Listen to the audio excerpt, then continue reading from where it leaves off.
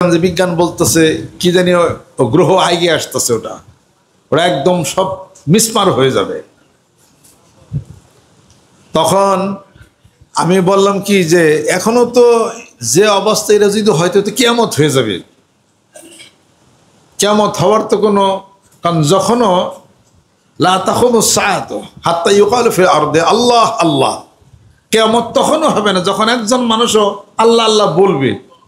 তা আমরা যে এত জিকির করি এখন তো কিয়ামত কথা তো ঠিক, কিন্তু আইগে তো আসতেছে। তবে শোনো, না হইলেও তোমাদেরই কিছু হবে। আব্বাই কথা বললেন, মে মাসে এই ঘটনা, মে মাসে এটা যদি নাও হয়ে থাকে তবে তোমাদেরই কিছু হবে। ওই মে মাসে 20 মে আব্বা দুনিয়া থেকে চলে গেলেন। আমি তখন ফরিদপুর সফরে ছিলাম, হারেস মাস্টারের বাড়িতে। তখন ওই খাওয়া দাওয়া করতেছিলাম, সালাউদ্দিন গেল। মাহফিল শেষ করে একটু গুড়ি গুড়ি বৃষ্টি ছিল। তখন সালাউদ্দিন বলল যে বাড়িতে সংবাদ, আপনি আব্বা খুবই অসুস্থ, আপনাকে তাড়াতাড়ি যাইতে বলছে। তখন ফোনে কথা বললাম। তখন ওই অবস্থায় তাড়াতাড়ি আমি চলে আসলাম। আর এসে পারিবার রাত আস্তে আস্তে রাত বোধ 3টা, 3:30, 4টার মতো রাত বেজে গেল আর কি। এই 2000 সালের মে মাসে রাত 9:30টার সময় আব্বা চলে গেছেন দুনিয়ার থেকে। সেই ওই মে মাসে আব্বা বলছিলেন যে একটা গ্রহ আগে আসতেছে, বিজ্ঞানীরা বলতেছে কিয়ামত যদি নাও হয় তবে মে মাসে এটা তোমাদের জন্য একটা কিছু হবে। আমরা তো বুঝতে পারি না, ওই মে মাসে আব্বা চলে গেলেন। তা আমি ফরিদপুর যখন যাই তখন আব্বা বলছিলেন যে এই 3-4 দিনে এত সফর লম্বা রাখছো কেন, সোমবারের আগেই চলে আসো। রোববার দিন আব্বা চলে গেলেন, সোমবারের আগেই চলে আসো বাসায়।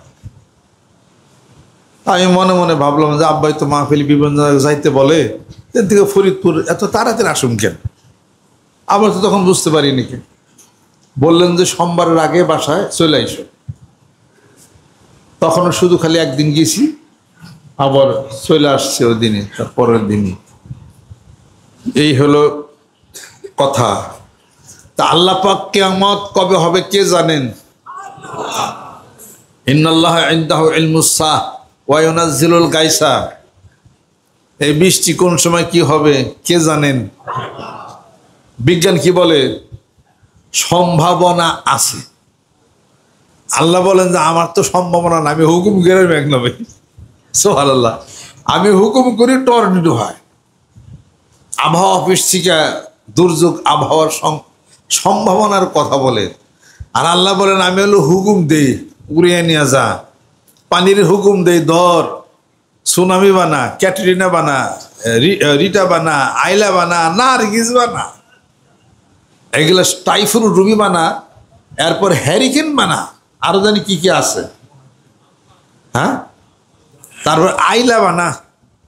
আইলা হলো একটা এই প্রাকৃতিক দুর্যোগের জলোচ্ছ্বাসের একটা নাম হলো আইলা। আইলা, নার্গিস, ক্যাটরিনা, তারপরে সুনামি, হ্যাঁ, আম্পা। বর্তমান আম্পা না, আচ্ছা আম্পা বলে হয়ে গেছে গা, একটা নাম দেয় আর কি। Typhoon Ruby, hurricane. আটলান্টিক মহাসাগরে হয় হলো হ্যারিকেন, আর দ্য প্যাসিফিক ওশেনে হয় হলো টাইফুন রুবি। এগুলো এক একটা নাম। ওখানে যে যে সেন্ট্রিফুগাল ফোর্স, একটা ঘূর্ণায়মান ঘুরতেছে, এটা শক্তি অর্জন করতেছে। সেটা ওই শক্তির মাঝখানে ছোট্ট একটা বিন্দু আছে, দেখেন পেপারে দেয়, ছোট্ট একটা বিন্দু। ওখানেই আল্লাহ হুকুম দিয়ে দিছে, ওটা ঘোরা শুরু করছে। ঘুরতে ঘুরতে পানির উঠাইয়া জলোচ্ছ্বাস বানিয়ে পানি দেয়া দাবড়াইয়া। আল্লাহ পাক বলেন বাতাস দিয়া ধরবো, পানি দিয়া ধরবো, বৃষ্টি দেয়া ধরবো, বন্যা দেয়া ধরবো, বিভিন্ন অসুখ বিসুখ সারাই দেবো, তা দিয়া ধরবো। এটাই হলো প্রমাণিত যে আমার শক্তির সামনে কেউ দাঁড়াইতে পারবে না। আর আমি তোমাদেরকে স্মরণ করে দেই, এর পিছনে মহা এক শক্তি আমি আল্লাহ, আমার নামের জিকির করো। সুবহানাল্লাহ। এই উদাহরণ আল্লাহ পাক দিয়েই দিছেন, ফালিয়াউমা নুনাজ্জিকা বিবাদানিকা লিতাকুনা লিমান খালফাকা আয়া। সুবহানাল্লাহ। দেখো না, পানি দেয়া ধরলাম ফেরাউনকে, পানি দেয়া ধরলাম ফেরাউনকে, ওই পানির মধ্যে দিয়ে রাস্তা বানিয়া আমার নবী মুসাকে তার দলবল সহকারে বাঁচাইয়ে নিয়ে গেলাম। আমি আল্লাহ কি না পারি? আমার এই মহাশক্তির সব কিছু উদাহরণ দেখে দেখে তোমরা তো কিছুই বুঝো না, তোমরা তো কিছুই বুঝো না। অতএব আমি অপেক্ষায় আছি, তোমাদেরকে দীর্ঘ সময় দিলাম, এই সময়ের মধ্যে যারা সংশোধন হবে, আমি আল্লাহ চিনবে, আমি আল্লাহ জিকির নামাজ কালাম পড়বে, ঈমান আনবে, তারা তো বেঁচে যাবে। আর যারা করবে না, ইন্না বাতশা রাব্বিকা লাশাদীদুন ইন্নাহু হুয়া ইউবদিউ ওয়া ইউঈদ, আমি তাদেরকে ধরব, ধরার মতো আমার পাকড়াওর উপরে কোনো পাকড়াও নাই। সেগুলোর কিছু নমুনা আল্লাহ পাক এই জীবিত অবস্থায় মানুষদেরকে দেন। হাসরের ময়দানে এক বান্দাকে বলবে, এই বান্দা তুমি এগুলো গেলে কেন করছো, এটা কেন করছো? এই আমার কিছু কথা আছে। কি কথা? আজরাইল দরকার, আজরাইল ছাড়া কথা কব না আমি। কথা বলো তুমি, আজরাইলে লাগবে কেন? তার আমার দরকার, তার খায়া কাম বাঁচছে না, কোনো কিছু কোনো কাম নাই, যেমন হঠাৎ যায়, হ্যাঁ আমার জান লয়ে গেছে গা, আমি কিছু করার সুযোগ পাইলে না। আমি মনে মনে ভাবলাম এইগুলা মনে হয় বাংলাদেশের লোকই হইব। বাংলাদেশের লোক যে বুদ্ধি রাখে কোনো না কোনো কায়দায়, যদি আল্লাহ পাক হাসরের ময়দানে এই মুখ যদি সিফি দিয়ে আটকায়া না দিত, মানে এইটা সিলাই করে দিব, এইটা কথা কয় খালি, তেলে যে কোনো একটা লাইন মানে কইরি ফেলাইতো একটা। মোটামুটি যে বুদ্ধি রাখে বাঙালি, হাই রে। আর বিশেষ করে যদি জিনজিরার মানুষও যদি হইতো, জিনজিরার মাল বলো নকল বেশি, তেলে ইনশাল্লাহ। কিন্তু এই সব কিছু দিয়ে আল্লাহ পাক বলেন, হে ফেরেশতা, ওর মুখ সেলাই করে দেও, বেশি কথা কয়। আলিয়াউমা নাখতিমু আলা আফওয়াহিহিম ওয়া তুকাল্লিমুনা আইদিহিম ওয়া তাশহাদু আরজুলুহুম বিমা কানু ইয়াকসিবুন। মুখ সেলাই করে দাও, কথা যেন কইবার না পারে, মুখ বন্ধ। আর হাতে কথা কয়, পায়ে কথা কয়, কানে কথা কয়, চোখে কথা কয়, ঠাকি কথা, অঙ্গ প্রত্যঙ্গ কথা বলা শুরু করছে। যেহেতু হাত এবং তার পা এবং জবানটা হলো, তিনটা হলো মেইন, এজন্য তার মুখটাকে সেলাই করে দেওয়া হবে। এইবার হাত সাক্ষ্য দিবে, চুরি করছিলাম, পরে সেলাই ছাড়া দেওয়া হবে। এখন বলবে, কিরে তোর হাতে না কয়, তোর ঠ্যাঙ্গে না কয়, এখন চুপ। তা সেই লোক বলবে, আল্লাহ হিসাব নেওয়ার আগে আর আগে আনেন। তুই আজ রালের লগে লাগছে কেন, গল্প কি ই আছে? তোমাকে ডাক দেওয়া উচিত, বলো তুমি কি? আমার যখন হুকুম হয়েছে, আমি তখন তার জান কবজ করে নিয়ে আসছি। তখন লোকটা বলতেছে, আমি অমুক কাজ করতেছিলাম, আমার এই কাজ ছিল, তুমি যায় সেরা হঠাৎ করে আমার জানটা যে নিয়ে আইছ, আমার কইছিলে তুমি? হ্যাঁ, আমার যদি কইতা, তার ঘন্টা হয় না আগে তুমি নামাজ পড়ে জিকির করে আমি আল্লাহর কাছে তোবা করে আমি মরতাম। তুমি এই কাম কিনলে করবার গেছে, এটা কবে কি? আল্লাহ, আমি মনে মনে ভাবি যে মানুষ এই পৃথিবীতে রঙ্গলীলা করলো, ওখানে যে আল্লাহ পাকও বলেন, আমি মানুষের সাথে বাহানা তালাশ করি তাকে ক্ষমা করার জন্য।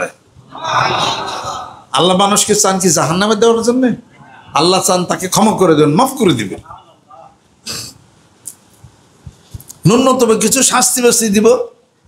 যারা নামাজ জিকির আজকাল আল্লাহকে বিশ্বাস করবে, নামাজ হয়তো 5 ওয়াক্ত পড়ে না, তার 3 ওয়াক্ত পড়ছে, আর সারাদিনে হয়তো আল্লাহর কাছে আল্লাহর দিকে রুজু হয়েই ছিল, বুঝতে পারে না, জানতে পারে না, আমার ধারণা এইগুলোর মনে ফেরেশতাদের কইব যে এখানে পিঠ পেছে 3 নাতি মারে দেখা এই ও কয়েকটা নামাজ পড়ছে কয়েকটা পড়ে নাই।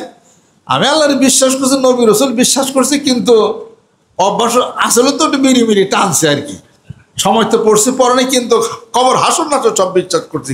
কি করবি নাগায় নাতি পিঠ পাইছে হয় যা পাঁচই দিন খনকার 2-3 নাতি মেরে দিয়ে দেব।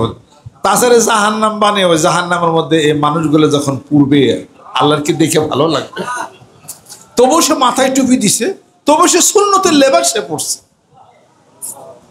এই সুন্নতের লেবাস পড়ছে, দাড়ি রাখছে, মাথায় টুপি দিছে, অথবা কিছু ভুল ত্রুটি গুণা টুনা কিছু করছে আর কি। তাই একেবারে জন্মের মতো তারা জাহান্নামে দিব। আল্লাহ পাক বললা তাকনাতু মির রাহমাতিল্লাহ, আমার রহমত থেকে নিরাশ হও না। আর আমার দরবারে তুমি একটু বেজার হয়ে থাকো। আল্লাহ কত হুকুম পারি নাই, কত হুকুম করতে পারি না, কত ইবাদত বন্দি করার কথা ছিল কিছুই পারি না, কত নিয়ামত দেশে কিছুই পারি নাই, শুকরিয়া আদায়ও করতে পারি নাই। আল্লাহ যা খাইছে যা কিছু করছি কত ভুল হয়ে গেছে, সুবহানাল্লাহ আলহামদুলিল্লাহ। কিছু আল্লাহর লাইনে থাকি, তা তো হবে কি আল্লাহ পাক ক্ষমা করে দেওয়ার আল্লাহরও একটা লাইন থাকবে। তো লোকটা বলবে যে আমি এই কাজ করতেছিলাম, এটাই করতেছিলাম, আজরাইল তুমি আইসা না কয়ে সেটা পট করে জান্ডারে নিয়ে গেছো। এটা যদি জানতাম গন্ডায় নিয়ে আগেও, তাহলে পরে আমি তো এটা প্রস্তুত হইতে পারতাম। তখন আল্লাহ পাক বলেন আজরাইল কি বলে উত্তর দাও। আজরাইল বলবেন যে আল্লাহ আমি তাকে তার রুহটা আনার আগে জীবনে অনেকবার আমি তাকে ওয়ার্নিং দিছি যে তুমি সতর্ক হও। তখন ওই লোকটা বলবে কি খবর আমার দেশে, কি ওয়ার্নিং দিছো তুমি বলো। আমি দিছি কি একদিন তোমার জ্বর হয়েছিল না, জ্বরে তুমি বেহুশ হয়েছিলে না, তুমি তোমার জীবনের আশা ছাইরা দিছিলে না। হ্যাঁ। তারপরে কি তোমার জানটা আমি আনছিলাম? হয় না। কয়েকদিন তুমি অ্যাক্সিডেন্ট হয়েছিল না, তোমার পা কেটে গেছিল না, তোমার রক্ত পড়ছিল না, তোমার এই বিপদ হয়েছিল না।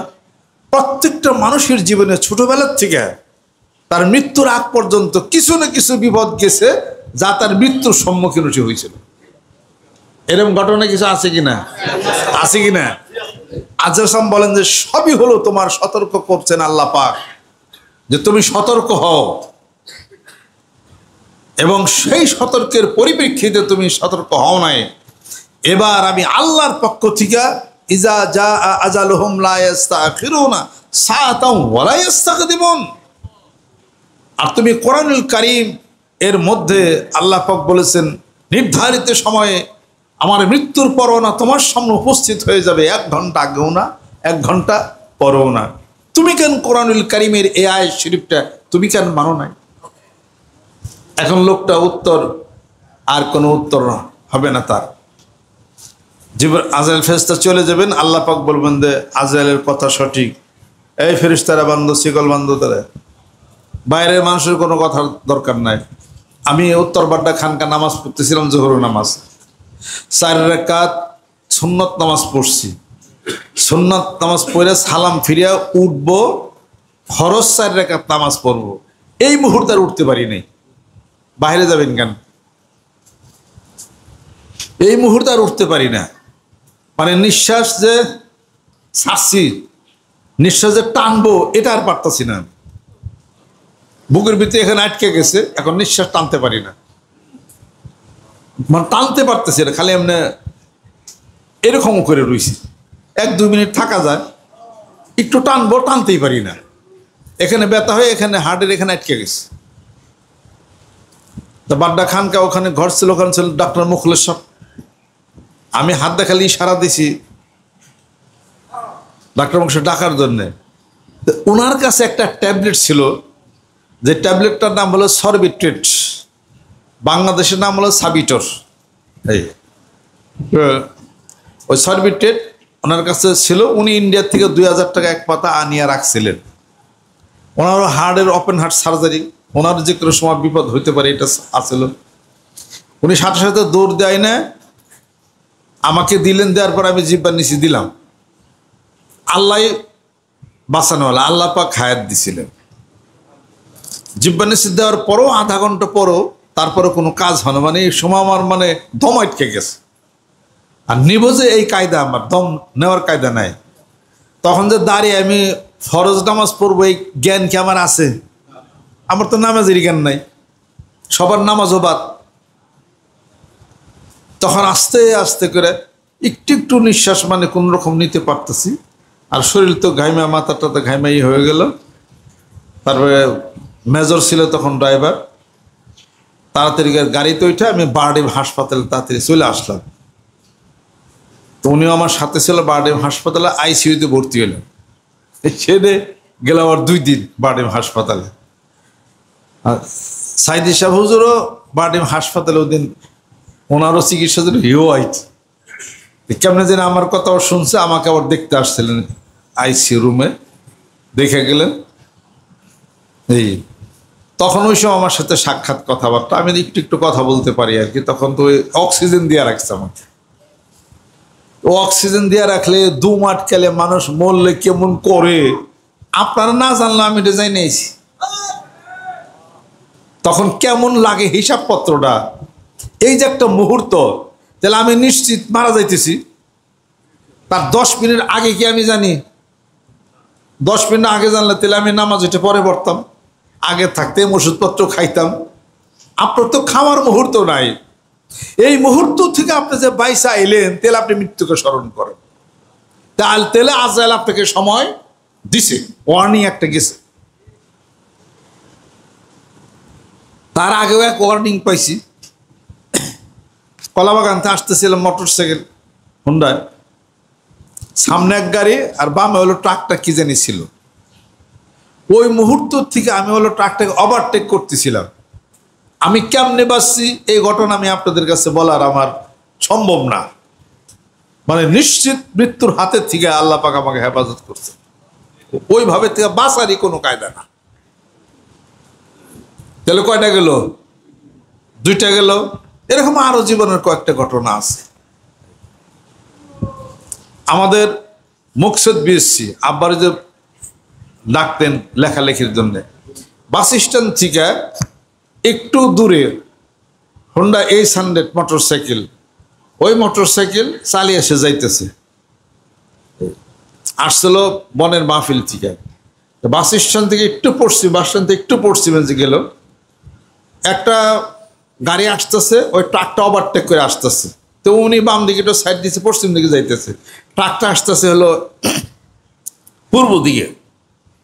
পর আমাকে ঘটনা বললেন আর কি, যে শুধু খালি দেখলাম ট্রাকের কিনারে একটু মনে একটু টাচ লাগলো আর কি, এইটুকু আমার মনে ছিল। আমার গাড়িটা বাতাসের মতো উইরা যায়, তারে নিয়ে খাদে পড়ে আসলো অজ্ঞানে, আতত ভাঙ্গে।